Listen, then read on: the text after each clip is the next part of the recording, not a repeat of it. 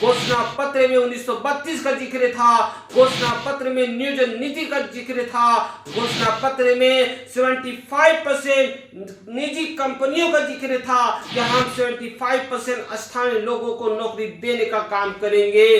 घोषणा पत्र में 5 लाख नौकरी देने का वादा किया गया था। क्या आज झारखंड में 5 लाख नौकरी मिला है? झारखंड की भली भांति जनता के भावनाओं के साथ खेलते हैं। दोस्तों, आज वक्त आ गया है ऐसे प्रत्याशी को चुनने का जो डुमरी के क्षेत्र को और झारखंड की दिशा दशा को बदलने का काम करे। दोस्तों, बहुत सारे ऐसे मुद्दे हैं जो आने वाले नेक्स्ट वीडियो में आपको मैं रखूंगा। मैं भोला भैया, छात्र नेता, मैं तमाम डुमरी के जनता से हाथ जोड़ के विनती करता हूं कि आप लोग बढ़ चढ़कर 5 तारीख को मतदान करें। आपको पता है कि जनता की भी अदालत होती है और जनता की अदालत 5 तारीख को तय हो चुकी है और उस अदालत में आपको ये तय करना है कि कौन विजेता होगा। झारखंड मुक्ति मोर्चा की प्रत्याशी विजेता होगी या आजसू की प्रत्याशी विजेता होगी या AIMIM के प्रत्याशी विजेता होंगे।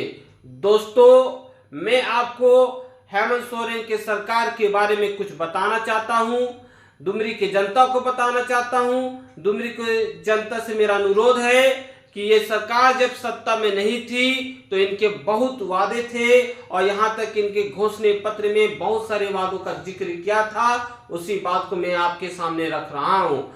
दोस्तों, जब ये सत्ता में नहीं थी तो ये अपने जनसभा में कई बार कह चुके हैं कि युवाओं की सरकार बनाइए। यदि युवाओं की सरकार आएगी तो मेरा पहला वर्ष 5 लाख नौकरी देने का काम रहेगा। यदि हम नौकरी नहीं दे पाते हैं तो ग्रेजुएट छात्रों को 5,000 रुपया और पोस्ट ग्रेजुएट छात्रों को 7,000 रुपया देने का काम करेंगे। क्या आपके डुमरी क्षेत्र में, आपके गांव में, आपके मोहल्ले में इस तरह से सहायता राशि दी जा रही है?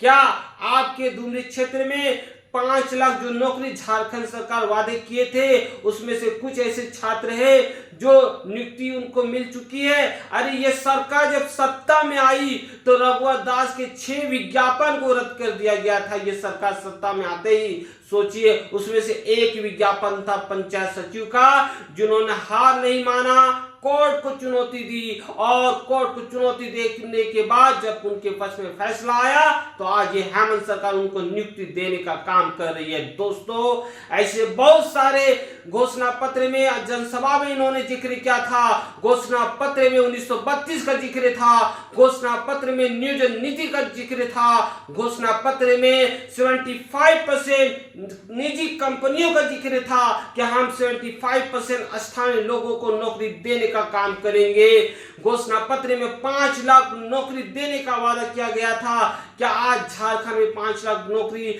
मिला है? दोस्तों, ऐसी जनसभा में यह सरकार बहुत सारे वादे किए हैं। यह जनसभा में सहायक अध्यापक को वोट पाने के लिए ये कहती थी कि आप युवाओं की सरकार बनाइए, आप हमारी सरकार बनाइए, हम आपको वेतनमान देने का काम करेंगे, हम आपको समायोजन करेंगे। ये जसैया को कहती थी कि आप 1,000 रुपया के लिए जो आंदोलन करते हैं, हड़ताल करते हैं, आप हमारी सरकार बनाइए, हम आपको न्यूनतम मजदूरी देने का काम करेंगे। यह सरकार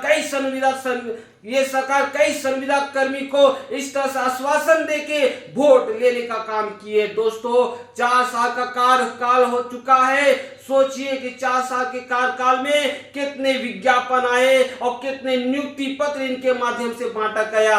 अरे पूर्व के सरकार के जो विज्ञापन थे उनके कुछ विज्ञापन जो रिजल्ट आ चुके थे वो नियुक्ति पत्र के बांटा गया है। पंचायत सचिव जो है या फिर जो और भी कुछ विज्ञापन है वो बांटा गया है।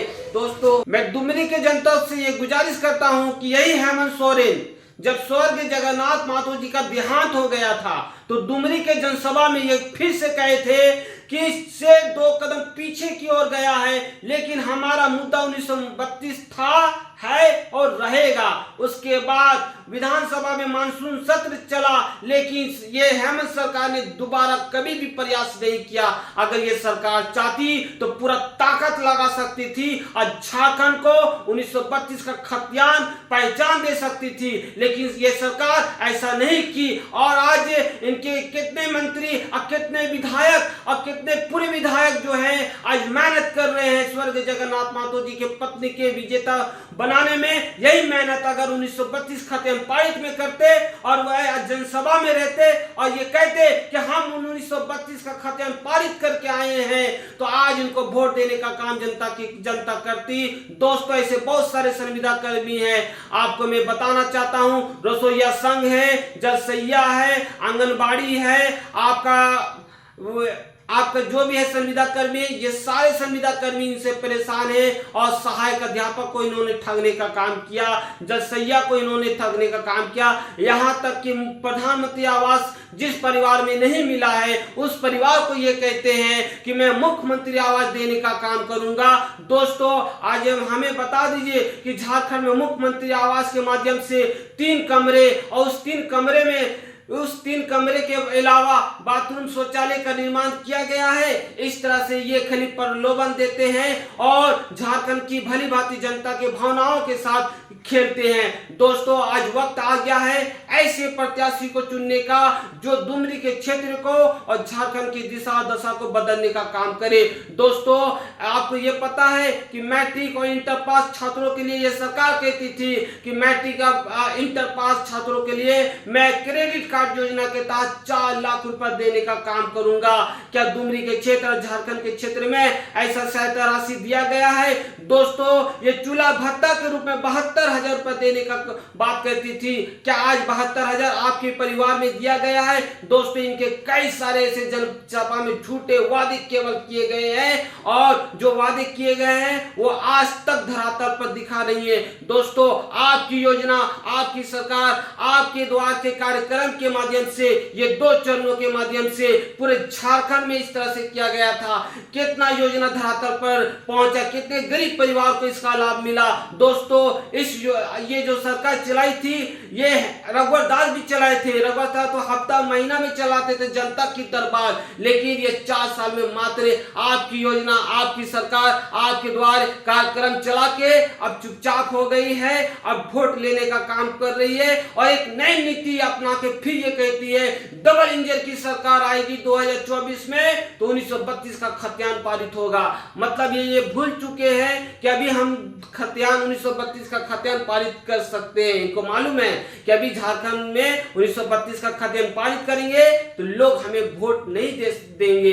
इसलिए ये बहुत चालाकी के साथ ये कहते हैं जनसभा में कि 2024 में हम लोग 1932 को खतियान को लेके आएंगे। दोस्तों, इनके घोषणा पत्र को देखिए, इनके कही हुए बातों को देखिए, इनके 4 साल के कार्यकाल को देखिए और कितने संविदा कर्मी हड़ताल आंदोलन कर रहे हैं उनको देखिए।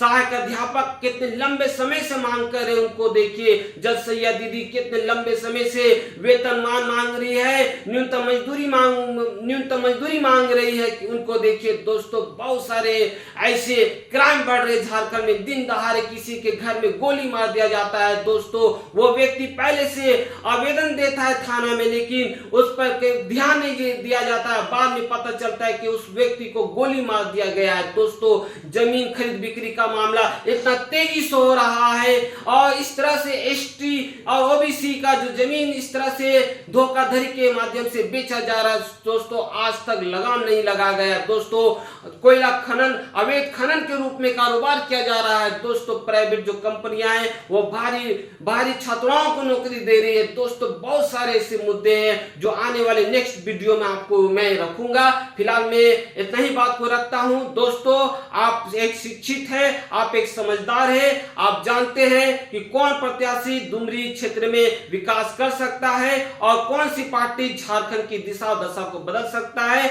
आप हमारे साथ जुड़े रहिए। मैं भोला भैया, छात्र नेता। जय हिंद, जय झारखंड।